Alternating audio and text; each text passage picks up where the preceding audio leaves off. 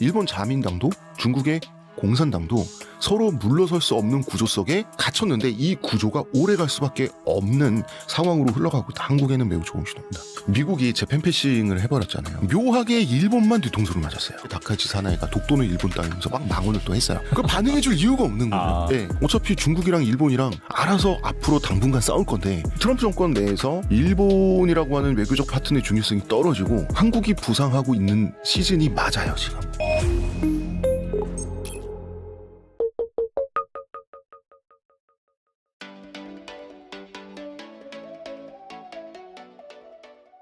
이번 또 이 대만 양안전쟁 관련해서 알아볼 텐데 최근 중국이 8개월 만에 대만을 포위하는 대규모 군사 훈련을 전격 실시를 했습니다.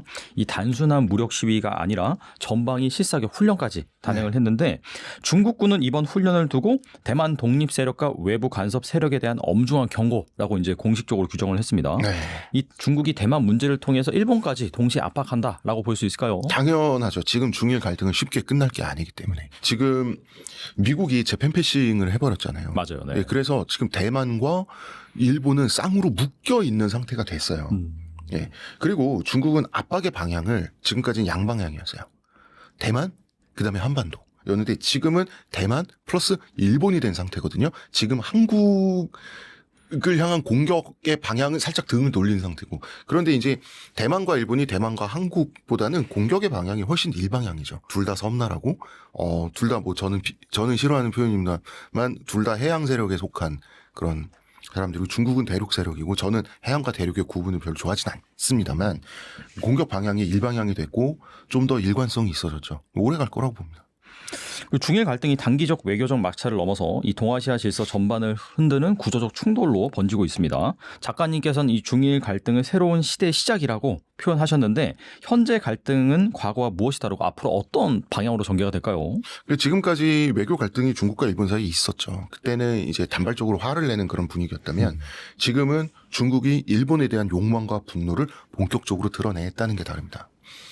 중국은 기본적으로 중일 갈등을 시작하기 전에 사전 준비를 이미 했어요. 중국에서 정말 1억 명, 2억 명 넘는 사람들이 보는 중국의 흥행작은 다 공산당 정부의 허가를 받거나 공산당 정부의 기획 아래에 있습니다. 그 전까지 한반도에 대한 욕망을 드러냈던 중국의 영화들, 그러니까 중국의 한국전쟁, 6.25전쟁 참전 용사들이 서울을 방문한다는 둥, 그다음에 장진호 같은 경우는 한반도에서 중국이 미군을 중공군이 물리치는 내용이에요. 이런 것들이 이제 한반도에 대한 욕망을 드러내는 프로파간다였다면 지금 중국 영화의 중국 국내 블록버스터 트렌드는 일본의 과거사를 비판하는 거예요. 7.31 부대, 난징 대학살. 네. 네, 그런 것들이 지금 전략적으로 이미 근데 영화 제작이란 게 몇 년 걸리는 거잖아요. 이거는 사전 준비를 한 거예요, 중국이 어떤 전략 외교의 방향을 한반도에서 일본으로 돌리기 위해서 이미 사전 준비를 하고 있었고 마침 일본이 미국에 5,500억 불이라는 말도 안 되는 어떤 그 항복 선언과 같은 그 굴욕적인 엄청나게 손해를 보는 협상 결과 일본은 미국에 삐졌지만 그래도 어쨌든 우리가 이 정도를 갖다 바쳤으면 미국은 우리 편을 들어줄 것이다 라고 하는 걸 트럼프가 보기 좋게 배신을 해버렸잖아요. 그래서 지금 중국과 일본은 서로 갈등할 수밖에 없는 구조에 갇히고 있어요. 다카이치 사나이가 원래 처음에 취임했을 때부터 저 여자 뭐야 이러면서 일본 내에서 흔들흔들했어요. 지지가. 이상한 것 같다 사람이. 그런데 지금 중일 갈등을 일으키고 나서요. 다카이치 사나이 지지율이 75%를 쳤다는 얘기를 제가 저번에 말씀드렸잖아요. 그 75% 이상이 지금 유지되고 있어요. 더더군다나 10대에서 20대에 이르는 유권자들의 다카이치 사나이에 대한 지지율 92%가 넘어요. 92%는 사실상 100%예요. 사실상 100%예요.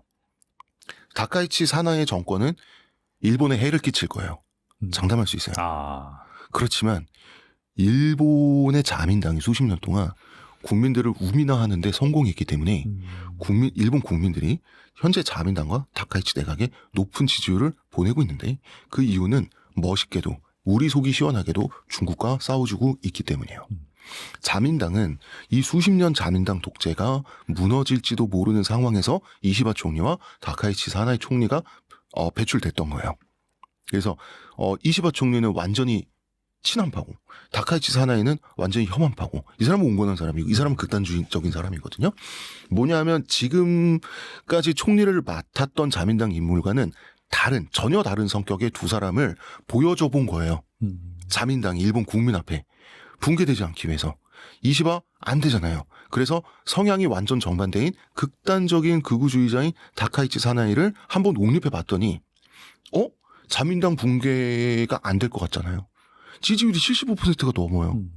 그러면 중국과 싸우면서 올라간 지지율인데 중국과 안 싸울 수 있어요? 이런 상황이고 시진핑 정부는 계속해서 본인의 어떤 장기 독재를 정당화하고 그 본인의 장기 독재에 지친 인민들의 시선을 다른 곳으로 돌리기 위해서 언제나 국제적인 갈등을 이용해왔죠. 그래서 사실 홍콩도 영국과 협상한 대로 기다리기만 하면 중국 땅이 돼요. 근데 그거를 한 10년 먼저 완전한 중국의 일부로 만들겠다고 전 세계적으로 욕을 먹고 그다음에 전 세계적으로 중국이 어떤 나라, 어떤 속성의 국가인지를 알려줘 버렸죠. 중국은 사실 홍콩이나 대만에 아무것도 할 필요가 없었어요. 대만은 중국의 일부가 원래 돼가고 있었어요. 지금 그러니까 그 홍콩 사태 이전까지의 대만 사람들은 우리는 어차피 이러다 중국의 일부가 되겠지라는 생각을 가진 대만인들도 많았고요. 경제적으로 거의 종속되어 가고 있는 과정이었어요. 그래서 중국의 시장과 공장, 중국과의 경제, 대륙과의 경제 협력 없이는 대만 경제가 이미 굴러가지 못하게 된 상황에서 이대로 30년, 40년만 있으면 대만은 알아서 중국의 일부가 될 거였다고요. 그런데 홍콩 사태를 일으키니 대만 사람들이 홍콩을 보고 무슨 생각을 했겠어요? 우리가 저 홍콩인들처럼 비참하게 되지 않기 위해서는 중국과 싸울 수밖에 없겠구나라는 결심을 전 국민이 하게 된 거죠. 그러니까 시진핑은 조국에 엄청난 손해를 끼친 인물이에요. 막대한 어마어마한 손해를 끼쳤어요. 본인의 독재를 위해서. 그래서 시진핑은 어떤 대만 가만두지 않겠다. 홍콩은 내가 해치웠다. 뭐 한국과도 싸우고 일본과도 싸우고 이러한 반쯤은 고의적으로 일으킨 국제적인 갈등 없이는 시진핑 정권도 유지되기가 힘든 구조예요. 그리고 중국은 과거 일제에 막대한 피해를 입었잖아요. 난징 대학살부터 시작해서 그렇죠. 중일 전쟁을 생각해 보세요. 얼마나 많은 중국인이 죽었습니까? 얼마나 많은 중국 여성이 강간을 당했어요. 용서할 수 없잖아요. 일본은 제대로 사과한 적도 없어요. 그런데 그런 막대한 피해를 끼친 일본에 대해서 지금 중국이 더 강대국이 됐단 말이에요. 지금 중국의 힘이 더 세잖아요. 그런 상태에서 이제는 나보다 힘이 없게 된 악독한 가해자 국가에 꼬리를 내릴 수 있어요? 그러면 시진핑 정권 무너집니다. 그 공산당이 무너지진 않겠지만 공산당도 한 번 이렇게 와르 하고 흔들릴 수 있을 정도의 충격적인 굴욕적인 사건이 될 거예요. 중국이 먼저 꼬리를 내린다라고 하면.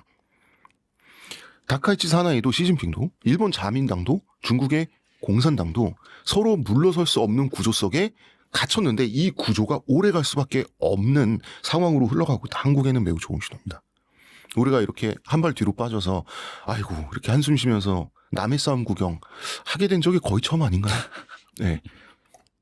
뭐 이런 와중에 이제 뭐 우리나라 대통령 같은 경우에는 또 중국과 방문을 해가지고 네. 우리는 완전히 좀 이 중국과 일본과는 다른 전략을 취하는 그런 상황이라고 볼 수 있겠네요. 그럼요. 일본에 대해서나 중국에 대해서나 그냥 적당히 좋은 말 해주고 그다음에 한 귀로 듣고 한 귀로 흘리고 다카이치 사나이가 이제 중국과 본격적인 중일 갈등을 시작해놓고 미국의 버림을 받으면서 충격을 받으니 어떤 이 힘의 방향, 어떤 일본 국민들이 다른 아시아 국가들에 대해서 갖고 있는 어떤 그런 좀 뭐랄까 그 열등감 섞인 우월감, 어떤 이 에너지의 방향을 어떻게 쓸지를 몰라갖고 그때 다카이치 사나이가 독도는 일본 땅이면서 막 망언을 또 했어요. 맞아요. 네. 그러니까 우리 정부가 가만히 있었잖아요. 네. 어차피 중국이랑 일본이랑 알아서 앞으로 당분간 싸울 건데 우리는 뭐 그냥 그래, 네. 그래. 그 반응해줄 이유가 없는 거예요. 네. 그런 상황이라는 거죠.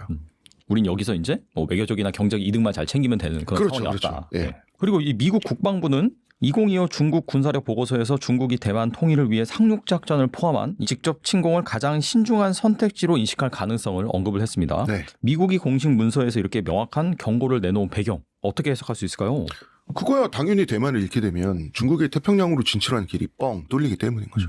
그러니까 당연히 그런 건데, 그러니까 미국과 중국이 함께 일본을 패싱했다는 이유로 타협한 것처럼 보이긴 합니다. 하지만 그것은 아주 단기적인 이익을 공유하기 위해서인 것일 뿐이고 장기적으로는 대결할 수밖에 없는 상태이고요. 그럴 수밖에 없는 상태라는 게 어제 증명이 됐죠. 세계 최대 매장량의 석유에 중국이 손을 내? 게다가 이건 외교적 결례가 아니라 외교적 폭행까지 미국이 저질러 버렸는데, 마두로 대통령이 중국 특사를 만난 직후에 생포작전이 시작이 됐죠. 맞아요. 이거는 네네. 명확한 메시지죠. 여기는 내 앞마당이다. 너네가 와서 깔짤댈 곳이 아니다. 라고 하는 명백한 시그널을 중국에 준 거고요. 그리고 자, 트럼프가 베네수엘라를 당분간 본인이, 그러니까 우리 미국이 운영하겠다. 런하겠다고 했어요. 그러면 베네수엘라에 그동안 투자했던 중국의 1대1와 베네수엘라의 석유에 대해서 중국이 조금씩 야금야금 키워왔던 중국의 권리라고 하는 것은 공중분해되는 거죠. 그렇습니다. 묘하게 일본만 뒤통수를 맞았어요. 묘하게. 중국과 미국은 손을 잡을 땐 잡고 또 이런 식으로 싸울 땐 뒤에서 싸우는데 그 과정에서 묘하게 일본만 배신당했어요. 그리고 지금 미국에서 어떤 결정을 내리거나 어떤 미국에서, 그러니까 세계적인 뉴스거리가 될 일을 미국이 벌이거나 발표를 할 때 제가 알기로는 한국 정부가 일본보다 훨씬 먼저 통보를 받고 있다고 합니다. 그래요? 네. 상당히 좋은 시그널이네요. 그거 네? 보면 상당히 좋은 시그널이라고. 좋은 시그널이고 그 트럼프 정권 내에서 일본이라고 하는 외교적 파트너의 중요성이 떨어지고 한국이 부상하고 있는 시즌이 맞아요, 지금. 그건 거의 확실합니다. 그렇지 않고 일본이 허락받지 못한 핵잠이 허가될 수 없어요. 네, 그렇습니다. 그러니까 물밑에서 얼마나 우리 외교관들, 그다음에 우리 관료들이 물밑에서 얼마나 치열하게 노력을 했는지 우리가 유추할 수 있다는 거죠. 아무튼 방금 말씀드린 그 보고서에서는 중국이 2027년까지 대만을 상대로 전략적 승리를 거두는 것을 이제 목표로 삼고 있을 수 있는 대목을 포함을 했는데, 이 시점을 그럼 실제 이 중국이 침공하는 시기로 봐야 할지 아니면은 이 대만 미국을 압박하기 위한 전략적 신호로 해석해야 될지 이거 어떻게 보시나요? 당연히 둘 다죠. 둘 다인데 중국은 대만을 침공하기에도 너무 늦었고 침공하지 않기에도 너무 늦었어요. 대만을 병합하겠다라는 얘기를 너무 오래 했어요, 시진핑이. 타이밍을 놓쳤어요. 근데 지금 와서 대만을 건드리지 않기에는 이 장기 독재의 명분이 사라지게 돼버렸어요. 그런데 침공하기에도 너무 늦었어요. 왜냐하면 우리는 외국이기 때문에 잘 관심이 없지만 대만은 많은 대비를 그동안 했고, 그 다음에 중국이 대만을 침공했을 때 시나리오를 미국이 너무 많이 돌려봤다는 거야. 그래서 뭘 하기도 늦었어요. 애매한 구조에 중국은 갇혔는데 그 힘의 방향, 전랑 외교, 그런 공격적인 어떤 그 중국 쪽의 무례한 외교가 있지 않습니까? 그 전랑 외교의 방향이 일본을 향해 있기 때문에 중국은 일본 때리기를 정치적인 이유로 또 멈출 수 없기도 한 거예요. 그래서 다시 말씀드리지만 일본이나 중국이나 여러 가지 모든 상황들이 서로 갈등할 수밖에 없는 구조 속에 서로가 서로를 몰아놓고 있고 갇히고 있다. 매우 좋습니다. 예, 계속 싸웠으면 좋겠어요. 이제 중국은 만약에 대만을 친다라고 하면 러시아처럼 행동할 거예요.